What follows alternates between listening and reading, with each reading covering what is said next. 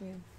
Everything's weird. Okay, first off, my producer wasn't productive yesterday. What are you blaming on me? I had a nose hair problem that showed up in a couple of videos this morning and one late last night, which she's supposed to alert me to, but apparently, because I sometimes don't react well to that. Yeah, I don't like telling you when you have nose hair.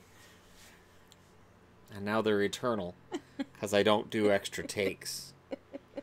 It's not funny. Oh, see, the other side of my hair is doing weird things. See, when you get to be an old man, your hair doesn't grow on your head anymore. You go bald, and it grows everywhere else.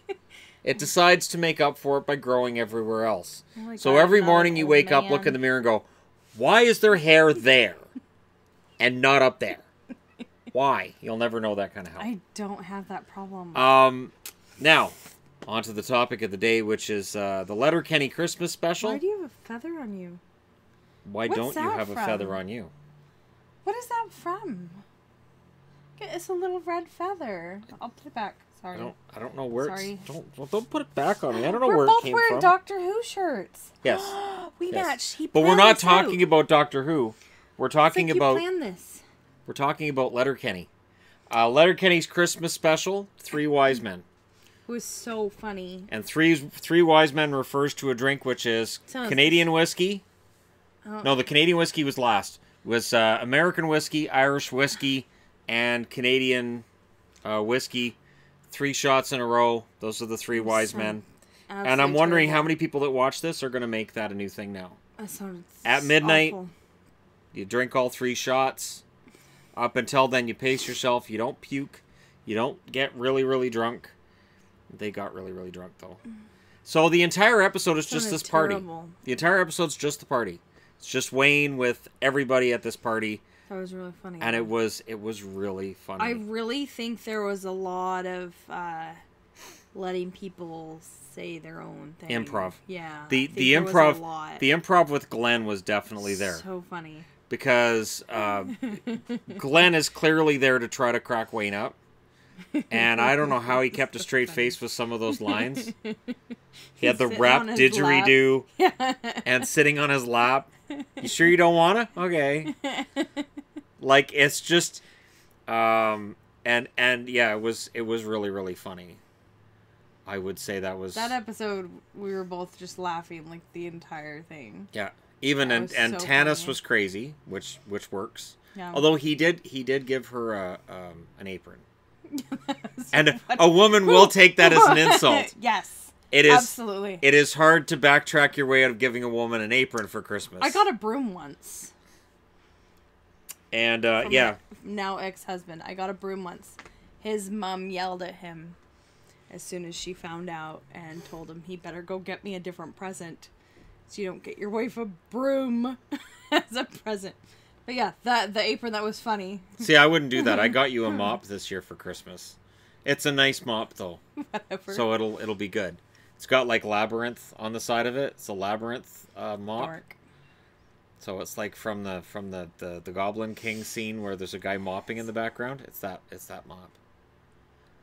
It's hard to see. It's only in the director's cut. Right. But yeah, this episode just reminds me of what makes the show great. So you don't advance any characters. You don't advance storylines. You don't have to. The show's about the characters. And the characters are really funny. Oh, you mean... Modine was so funny. Gail. Oh my gosh, yeah. Gail. Yeah. And they finally showed Uncle Eddie. Yeah, they finally showed a picture of Uncle Eddie. And she was grinding on it pretty hard. I don't know how anybody keeps a straight face with Gail, or when she was popping. She was popping in front of Wayne there, and Wayne's, Bonnie! So, Bonnie... A lot of that episode is Wayne sitting and going... And just looking really uncomfortable. Disturbed by everybody. And basically her face during the entire talk about the Marvel Universe. Pretty much the same face. Wayne, yeah, it was great. So the idea is that Wayne's giving out Christmas presents.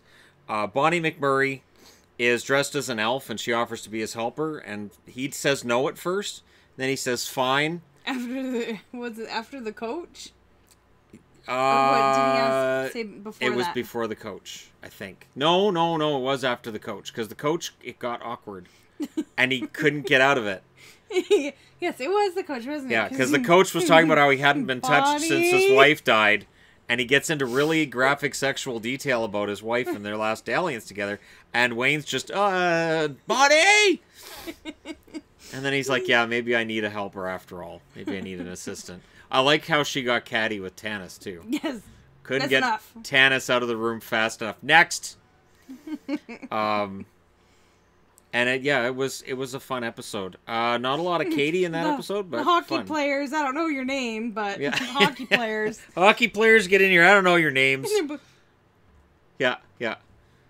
Well, he gave them a nice present, and then they're just, and you could just see him like, oh crap, I overdid it. I was too sweet. This is too nice a present. Crap. Get him out of here. Just go away. Yeah. I don't know your names, hockey players. And Squirrely Dan had some great lines. And then the best part is they tear apart the old Rudolph the Red-Nosed Reindeer cartoon for how horrible Santa Claus is in it. And thankfully, somebody finally said it. He's awful. And then they tear apart Home Alone. And that was so funny. I have to say, their theory on Home Alone kind of makes me want to watch it again. Katie's the only one. It's like, it's a movie.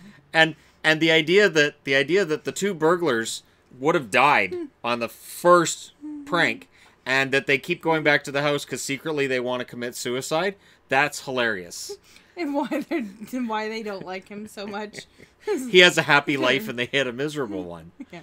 And it's just, I thought, wow, that's, and then they weren't stealing anything of value. I never thought of that. They don't steal anything of value. They're stealing cutlery and candles out of the other house. They don't take anything that's worth anything. And then they just hang around that house to try to go after Kevin or whatever they're doing there. I've never liked Home Alone. I've always thought Home Alone was awful. So to hear somebody tearing it apart like that, it's so rare and so refreshing. Because, there were parts of that movie that lost me immediately. And for a while it was in the top 10 of the all-time movies at box office, which just broke me inside. That broke me. That would be like Baby's Day Out being top 10 in the all-time movies list for me. Baby's Day Out is just as intelligent and just as thought-provoking as Home Alone. And it's got the Milwaukee Mob in there, whatever that is, with Joe Mantegna. I don't even know what that is. And it's just as solid and fantastic a movie as Home Alone. Home Alone is just awful. And of course, the second one is unwatchable. I don't know the second one. The second one's where he's lost in New York. Are there like birds outside or something? There have been birds out in that yard all day, and Bear's been losing her mind all day about it. There's Home Alone 2's where he's lost in New York. Oh. So they leave him in New York when they go home. I watched that once. It's crap. I can't really remember it. And then with part 3, I think they went with a brand new kid. Because Macaulay Culkin became a teenager and started looking creepy. Yeah. So they moved on from Macaulay Culkin. None of us saw that coming, of course. And Macaulay Culkin was on, they had him on Red Letter Media. They had him on one of their Half in the Bag episodes. But he had one line at the start, and for the 25 minutes of the episode, they just had him in the background writing on a piece of paper. He didn't actually say anything for the rest of the episode. I was like, and that was just amazing. I'm like, wow, they bring in Macaulay Culkin, and he has one line, and then he just goes and sits. Well, everybody else is like, when's he going to talk again? And he never did, which is something they do. It's sort of like when they reviewed that Transformers movie, and they had a half an hour of a black screen. They said, now we're going to review Transformers. I can't remember which one it was. Age of Extinction, I think. And it was just 30 minutes of a black screen because they didn't want to do it. And then later on, they go, all right, here you go. Here's our actual review. And again, it was 30 minutes of silence. Black screen. Fantastic. I would love to do that with a review video some night when I decide I don't need money anymore. But yeah, the Letterkenny Christmas special. I think this is my new favorite special, although the Halloween one's pretty fantastic too. The Halloween special's pretty fantastic when Roald starts speaking in tongues. Yes. He's got the demon voice. Roald's just awesome. Roald under the mistletoe. Hey, it's mistletoe. Mistletoe. And then he kisses Stuart and he falls. And it's just excellent. And Stuart's just got this reaction, yeah, whatever. Merry Christmas. All right, that's fine. Because he's always looking at Stuart like, He just loves. Yeah, yeah, yeah. He does that at one point during the episode, I think, where he's all on him, and it's really funny. The actress that plays Roald is absolutely amazing. We laugh every time he's on the screen. He's awesome. Every time. Yep, I really like him. And for me, I think Tanis is still my favorite. Although Bonnie McMurray dressed up as an elf, she's not really a character though. Bonnie McMurray, of all of the girls on the show, she's just sort of, here's the eye candy. And she doesn't really have a character. Have much for lines. They even have the one episode last season where everybody's trying to hit on her and everybody's trying to pick her up. And there's still no real character development to it. No. Now, McMurray, her brother, he's got a lot of character in there. He talks like Boomhauer. And of course the wife, she's now on Winona Earp. She's the main actress in that. Actually, while you wrote the other day, I watched the one where they're at the golf course. When the coach is deciding he's going to oil up the goose eggs. Oh. So the goose can't have babies, and they go nuts. They're Canada gooses. Yes. He's like, geese, gooses. That's right. It's Canada gooses with their eggs. Yeah, no, that was a great episode. Everything Letterkenny does is good. And the new season is supposed to be up, I think, next month. Is it? I think that's what they said. So the Christmas special goes up, and then the new season goes up, I think, next month. Fine. If you're in the States, I don't know if the Christmas special will be available there. I hope so, because it's fantastic. So funny. It is. For me, it's the funniest show on TV. That was funny. It is so well written. Wayne's looks of discomfort in every selfie, they were all amazing. Yeah, every picture taken with that disposable camera. And where do you find a disposable camera now? London Drugs, I think. Yeah, I don't know of anywhere else you can get them. Drugs. Who buys disposable cameras anymore? Anyways, it was really funny. The coach, that was so funny. He just keeps on going. How was it? There was a double entendre with Wayne and Bonnie when Bonnie said, you don't mind if I take you up on your offer late? And then I think she said, you can take me up on my offer anytime you'd like. Oh, I don't remember what she said, but yeah. But it's funny because everybody in the show hits on her except Wayne. Wayne is oblivious. Absolutely oblivious. Or he views her as too young and he won't go anywhere near her. But it is really funny. And I don't think Gail was in last season. So I think that's the first time we've seen Gail, because Modine's burned down again. Right. I'm sure Modine's will be back again with Modine's 3 in the new season, but yeah, she wasn't in the last season. I don't remember. The nice thing with a 6-episode season, I guess, is so funny, if they're busy, she's so ridiculous. Right about her hips never sit still. She just grinds and grinds and right up in Wayne's face. She'll put her leg up on the bar or on any chair. Yeah. See anything you like, Wayne? And it's like, you can go in the back door if you'd like to. And it's like, wow, what? But Gail is so over the top and hilarious. So funny. And, yeah. She was really funny in this one. Glenn was funny. The coach was hilarious.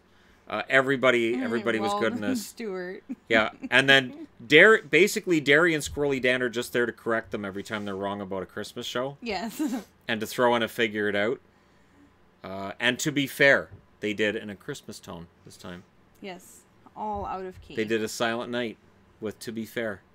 So that was great. Because I always sing To Be Fair, but in fact, I know towards my end of my time working at Vantage, if somebody said To Be Fair, I would sing it back at them. And if they didn't watch Letterkenny, I would just get a look like I was insane. What in the world? But you have to. Shannon's weird. Well, everybody knows that. The nose hair in the last few videos I did is just unkempt and wild. It's so glad I don't have that problem. I'm glad you don't have that problem too. We get awkward quickly because we'd kiss and then our nose hairs would stick together. They'd intertwine. Velcro. Then we'd have to go to the hospital and that'd just be awkward. Yeah, I can't recommend this episode enough though. It was amazing. Letterkenny is, yeah, I think it's my favorite show. Every time we watch it, it's just because it's 6 half-hour episodes in every season. Sometimes it's easy for me to get caught up in something else, but man, Letterkenny is just simply absolutely awesome. I recommend it to everybody. A lot of swearing if you don't watch it. It's not for kids. It's really not at for all. kids. It's not just swearing though. No, but it's funny. It is funny. The one thing I was waiting for in this episode and we didn't get was a Shorzy. I kind of wanted Shorzy to be at the party. Yeah, when it warned of nudity at the beginning, we figured that's usually Shorzy. And I thought, you know, if Shorzy's yelling off camera at one point, when the hockey players went in, I thought this is the perfect time for Shorzy to be yelling off camera. But maybe because Wayne was on camera, that could have got awkward. Or just Shorzy skating or something at the end of it. Mm-hmm. Just that weird skate he does in the backward circle. Man, that was great. All right. So, yeah, 10 out of 10 for me. Yeah, that was awesome. So there you go. Funny. See, we do. Oh, jeez. I knocked the light over. That was your fault, though. My fault? Yeah, that was your fault. How on earth is that technically, my fault? I'm not used to. Under there. I'm not. It's okay. It's fine. It's fine. I can put things under there. It's fine. See, it's fine. Technically, I'm not used to having somebody else on my set, so it's kind of your fault that my hand was closer to the computer than it should have been. So technically, you made the light fall over. So much. See, you gesture a lot, and I just move around. Yeah, I know. I'm not good at that's standing kind of how still. that works. But no, I'd expected a Shorzy moment in this backward skating moment, something Shorzy related. But yeah, it was pretty perfect as is. I can't even think of anybody else. And we're gonna go and see them when they're in Vancouver next month. In about 3 weeks, we're going to see them. That'd be fun. And it's gonna be Wayne, Derry, Squirrely Dan, and the coach. The four of them on stage together. And if the coach does the bit where he's crying over his deceased wife, his lover, and if we get stand up, he does stand up, and so does Squirrely Dan, Trevor K. Wilson. If we get stand up from them as well, which I think I've heard they do. I think they do a stand up bit as well. Oh man, that'll be awesome. Mark Forward, that's the name of the actor that plays the coach. Mark Forward. I follow him on Twitter, and he's really pretty funny in real life as well. Outspoken but funny. That's, there was a tweet I sent him where I said I was angry if only I had a garbage can to kick, and he thought that was funny. Because my favorite bit is where he'll go and find something to kick. Yes. So, bring the garbage can here, and then he kicks it because he's angry. I need a little garbage can I can kick at times. That'd be great. Anyways, there you go. Let me know what you guys thought. If you saw it, if you haven't watched Letterkenny, highly recommended from both of us. We don't agree on anything, but we agree on Letterkenny. We don't. Secretly, she loathes me. That's not true. Anyways, thank you guys so much for watching. Don't forget to hit like and subscribe if you're browsing your way through. Just tapping upon this video and watch Letterkenny.